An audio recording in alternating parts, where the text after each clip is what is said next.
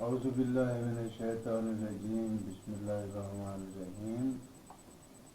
ہماری تیاری دہروں کے استقبال کی جاری ہے۔ اس وقت جو بات کرنے کی ہے، اب پہلے تو یہ بات ہوئی ہے نا کہ کچھ شعر، سارے نہیں، کچھ شعر اپنے آپ ہو جاتے ہیں، وارد ہوتے ہیں گویا۔ آپ نے ادبی حلقوں میں دو لفظ خاص طور پہ بہت زیادہ سنے ہوں گے، آمد اور آبر۔ یہ دو لفظ کلاس روم میں زیادہ استعمال ہوتے ہیں، شعری محفلوں سے بھی، تنقیدی نشستوں سے بھی، کہ استاد اپنے طلباء کو بتاتا ہے کہ بھئی یہ شعر آورد کا ہے یا لگتا ہے یا شعر آمد کا ہے اور ایسا فلاں فلاں وجہ سے لگتا ہے۔ تو یہ آمد اور آورد کیا ہے؟ پھر باقی کچھ باتیں ہیں بنیادی، وہ کریں گے، پھر آگے چلتے ہیں۔ یہ جو چیزیں میں نام لینے لگا ہوں ابھی کچھ چیزوں کے، جمالیات، اس پر بات ہو چکی ہے مختصر۔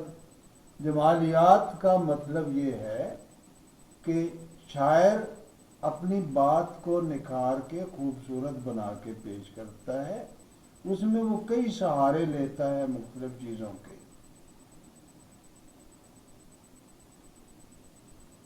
کہیں تشبیہ لائے گا، کہیں استعارہ لائے گا، کہیں وہ لے کے آئے گا ایک ہم آواز الفاظ جو ہوتے ہیں، ایک سے دوسرے کے آوازیں ملتی ہوئیں، مکفہ کافیے والے الفاظ ہیں، تو صنعت تجنیس بھی اس کو کہتے ہیں کہ لفظ کے ساتھ لفظ کو ملانا، اور بہت ساری ایسی ٹیکنیکلٹیز جو جمالیات کے زمرے میں آتی ہے۔ دوسرا یہ کہ شعر اور عام گفتگو میں کچھ فرق جو ہے وہ معنی افرینی کا فرق بھی ہے۔ شاعر کو اپنے شعر میں کم الفاظ میں زیادہ معنی خیز بات کرنی پڑتی ہے، ورنہ اس کا شعر لطف نہیں دیتا، ڈھیلا ڈھیلا شعر کہلائے گا۔ کہنے کو تو ہم اسے ڈنڈا تو نہیں مار سکتے کہ بھئی تم نے یہ کیا کر دیا ہے، لیکن یہ ہے کہ جس میں غیر ضروری طور پر طویل ہو جائے شعر، یا جس میں الفاظ ضائع ہونے کا احساس ہو، تو وہ اچھا نہیں لگتا، ڈھیلا شعر لگتا ہے۔ اگر تھوڑے لفظوں میں زیادہ مضبوط بات کی جائے، کہ مثال کے طور پر اگر کوئی یہ کہتا ہے کہ تمہیں ایک نیا ملک بنانا ہوگا، اب ملک کو ماں بھی کہا جاتا ہے، مادر وطن، تو اس میں اگر کوئی بندہ یہ کہے کہ تمہیں اپنی ماں کو جنم دینا ہوگا، تو یہ اس نے معنی افرینی سے کام لیا، ورنہ ماں کو تو جنم کوئی نہیں دیتا نا۔ اس قسم کی بہت ساری مثالیں آئیں گی، آگے بھی آئیں گی۔ آپ جب شعر پڑھتے ہیں اپنا یا کسی کا، تو آپ خود بھی اس پہ غور کر سکتے ہیں کہ اس میں معنی افرینی کی سطح کیا ہے۔ اگر آپ مطمئن ہیں تو ٹھیک ہے صاحب، اور اگر آپ مطمئن نہیں ہیں تو اس کو دیکھ لیجئے، اس کو چھان پھٹک لیجئے، اس کو درست کر لیجئے، جس حد تک درست کر سکتے ہیں وہ تو کیجئے نا۔ اچھا، پھر اس میں ایک چیز ہوتی ہے مضمون بندی، یہ بنیادی چیز ہے کہ جی آپ کو کیا بیان کرنا ہے، وہ کیا چیز ہے جس میں آپ اپنے قاری کو شریک کرنا چاہ رہے ہیں، نفس مضمون کیا ہے آپ کے شعر کا۔ یہ مضامین وقت کے ساتھ ساتھ پرانے بھی چلتے ہیں، نئے بھی آتے رہتے ہیں۔ ایک زمانے میں گل و بلبل کا ذکر تھا، لب و عارض کا ذکر تھا، اور اسی پہ چل رہا تھا سارا کچھ۔ پھر اس میں حالات حاضرہ شامل ہونے لگے، پھر اس میں نفسیات بھی شامل ہونے لگی، پھر اس میں سیاسیات بھی شامل ہونے لگی۔ تو اس میں مزاح بھی شامل ہونے لگا، اور مزاح میں بھی کبھی طنز آ گئی کسی جگہ پر بغیر طنز کے مزاح آ گیا. تو یہ ساری چیزیں جو ہے یہ مضمون بندی میں ہوتی ہے. شعر میں ایک اور چیز ہوتی ہے جس کا میں بڑی شدت سے قائل ہوں، ملائمت. شعر کو ملائم ہونا چاہیے، کھردرا نہیں ہونا چاہیے. ہاں کچھ بندے کا مزاج ہی کھردرا ہے، اگر وہ اس کی شخصیت ہی کھردری ہے تو پھر ہم اس کو الزام بھی نہیں دے سکتے. تنویر صفرا کا نام لیا جاتا ہے عام طور پہ، ہمارے ناقدین کہتے ہیں کہ جی وہ کھردرا شاعر تھا. میرے بھی ایک دوست ہیں وہ کھردرے شاعر کہلاتے ہیں. ان کے مزاج میں بھی ایک خاص طرح کی تلخی پائی جاتی ہے یا سختی پائی جاتی ہے، تو وہ شخصی جو چیز ہے وہ اشعار میں بھی در آئے گی. ایک بندہ فطری طور پہ ملائمت پسند ہے، لیکن شعر میں بہرحال یہ ہونا چاہیے کہ اور کچھ بھی نہ ہو، شعر کو ادا کرنے میں جھٹکے نہ لگیں، ایک کے بعد دوسرا لفظ اس طرح واقع ہو کہ وہ نرمی کے ساتھ ادا ہوتے چلے جائیں. تو وہاں ایسا نہ ہو جناب کہ خے کی جگہ بعد کاف استعمال ہو رہا ہے. اگر ایسا ہوتا ہے بہت سارے شعراء کرتے ہیں، تو وہاں زبردستی کرنی پڑتی ہے. کاف کو دیکھا، کاف و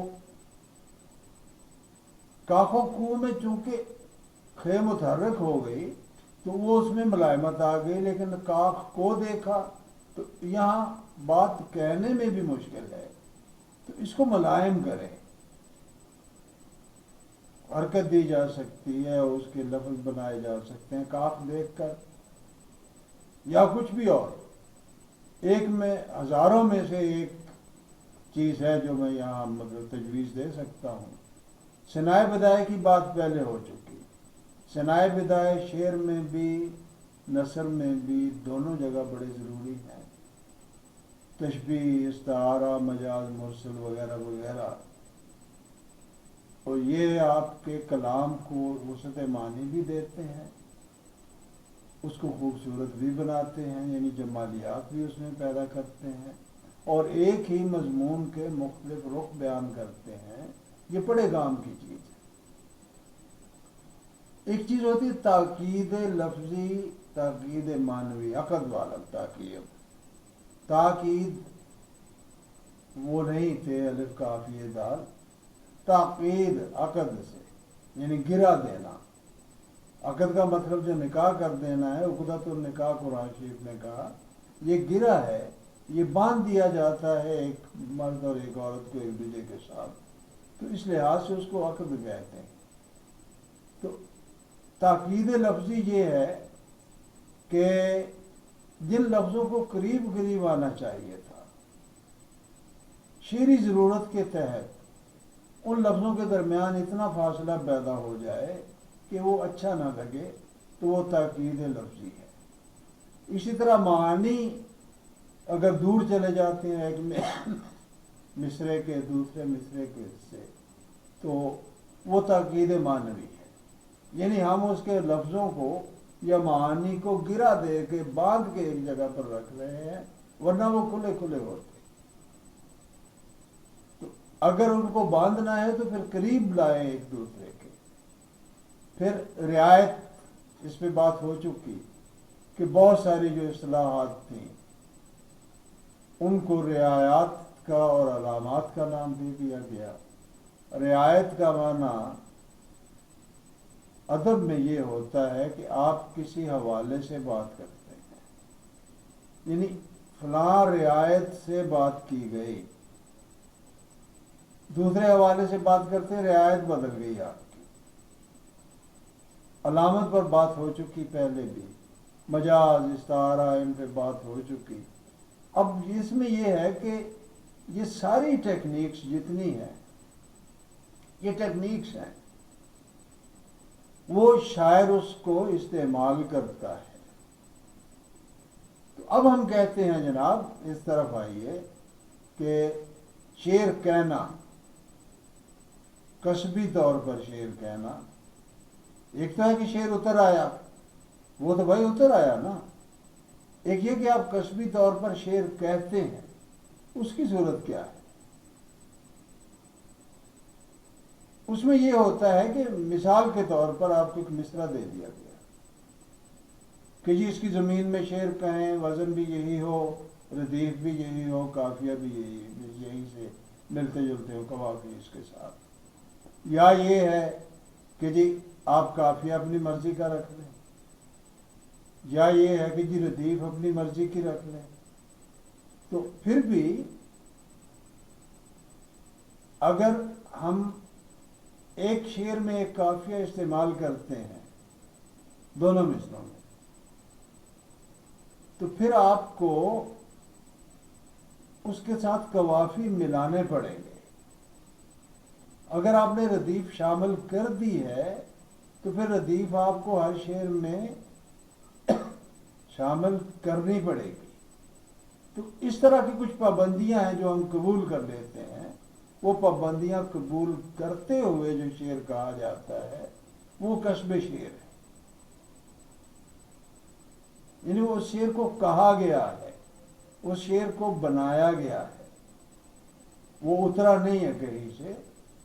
مطلب ایک غزل کا ایک شعر میں نے کہہ لیا، اب اسی شعر کو سامنے رکھتے ہوئے یا اسی کی طرح میں باقی اشعار کہتا ہوں. کوئی اس کو تسلیم کرے یا نہ کرے، ہر بندہ اپنی طرح میں خود شعر کہتا ہے، ورنہ غزل نہیں بن سکتی.